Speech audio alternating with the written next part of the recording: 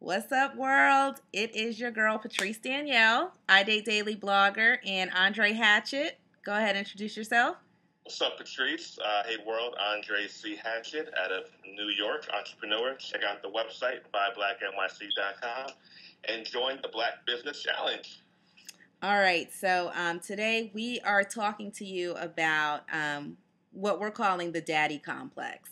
And it's simply about people who grow up without both parents in the home, specifically growing up with a single mother, and how it is to date people in that situation.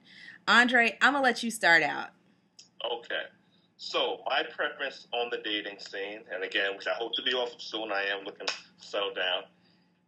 I try to only date sisters who have or had both parents in their lives. In particular, ones who have seen their mother submit to their father or their stepfather in general. I find when a woman has seen her mother in a role where the man is the head of the household, they're going to look to follow a man's lead. If a woman has seen her mother being a single mother, again, the majority of the time, in my experiences, they don't know what a man leading is. They're actually a lot of times against it, and they're adamantly against it, and they're saying that they're against it. So the whole control factor and submission factor, it just doesn't register as well from a sister who had both parents. Very interesting. So I'm going to say that it's so interesting that they say that, when you could be dipping into the same pond if you continue to find the same results is so true because I tend to have a track record of dating men who did not have their fathers in their lives. And there is a distinct difference, I have to say, between men who grew up in a two-parent household and those who grew up without their fathers in their lives. Now, that is not to say that, men who grew up without their fathers are bad guys or, not dateable or anything like that. Or it's not to say that I never would date or marry one. But the different struggles that I dealt with in relationships are really a direct reflection a lot of times of the fact that the man did not see different ways that a man should act in a household or should treat a woman. And it could be in the smallest of scenarios. But you can tell the difference, between the two. Yeah. Also, on my end, the expectation of marriage is there more for the ladies who have had both parents in the household, or a man in general. It could be a very good stepfather. If she's seen her mother married, she's going to expect to get married. She's going to want to get married. And it's like what before, it's a turn off for me to date a woman who's just okay with being a baby mama. Like, that's just okay. That really bothered me, actually. So it makes a big difference. It makes a big difference. And they want a man. They want to be courted. They understand the courting process more, and they enjoy my take chargeness. Like, they get it. They dig the cooking on a Sunday while I'm watching the game. They get it. And in my experiences, and I'm sure I'm limited in this regard compared to how the numbers out there, but it makes a big difference, Patrice. It really makes a big difference. I have small things and bigger things. Some of the small things are the fact that I love chivalry. Simple things like taking out my garbage. If you're in the car with me, I think you should pump my gas. Fixing without things even having to ask, right without having to ask. If I'm coming home from a trip, carrying my bags, that's just, those are so simple to me, and they just came like clockwork in my household. And so I love things like that, and it could be those small things that men I've dated before have been missing. And then you mentioned taking charge.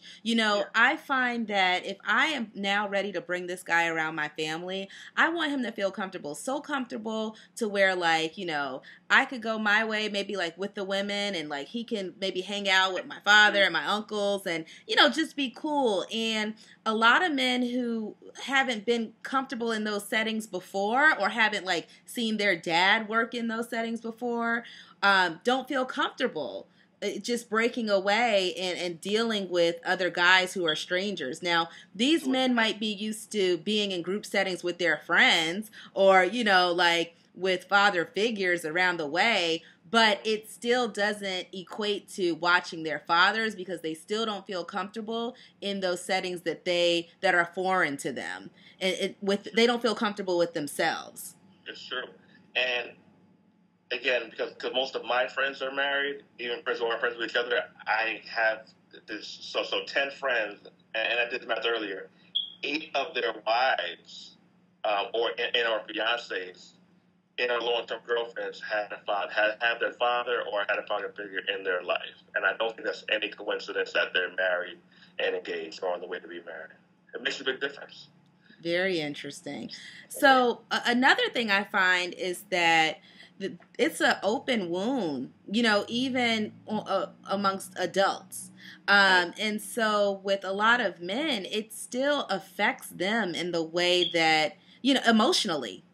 And they would probably beg to differ, but I think that there's different complexes where they're trying so hard to be better than their dad or impress their moms or the females in their family that they always tend to be unhappy with some portion of life. You know what I'm saying? They're just not completely happy and satisfied with themselves. So then it becomes like this drain on the relationship because it's like, okay, I know you're upset because, your career's not working out or where you want it to be, or you can't, give your mom as much as you would want to give her, or, this, that, and the other. It's just always something. This person is never fully fulfilled is what I found in my past as well. That's deep. Yeah, it's really deep. I think that so much comes with it. So I guess the next step is both of us had both parents. My parents are separated for a long time, but I have a relationship with my father. Uh-huh. I spoke to both of them today, actually. So I guess the next step is, without coming off as elitist, because we had the benefit of having both parents in our lives, how does one heal the wound? How does one fix the process? I still haven't figured it out. And I think that especially me having the household that I did have growing up, it tends to be that I am blocked out of a lot of situations where I can Shelter. Someone's open to me or telling me about their situation because they feel like I can't relate. You have the perfect life. They don't feel comfortable letting me know, whereas, in all reality, sometimes you could have both parents, but both parents aren't as present as they should be. So you never know, what types of things, you may relate to your significant other who had both parents, not in the same way, obviously, because not having one at all, is definitely different. But they might be able to share some stories with you that you never even thought, that they could share or connect with you on. Now, this segues probably to a whole different video, but maybe I can bring up the question now. Maybe we can rock with it. Mm-hmm. Parents who don't work out, who do you blame for that? And if let's say the dad leaves, who do you blame? Because my friends mm-hmm. are dads, even if they're single dads. Their dads, they have pictures of their daughters and sons on Instagram and Facebook every day. They're very proud of the daddy role, and I've always known that they would be. So for the guys who leave, who just bounce, let's say, should we hold? Of course, they're deadbeat dad, but should we hold the mother accountable as well for having sex with these guys?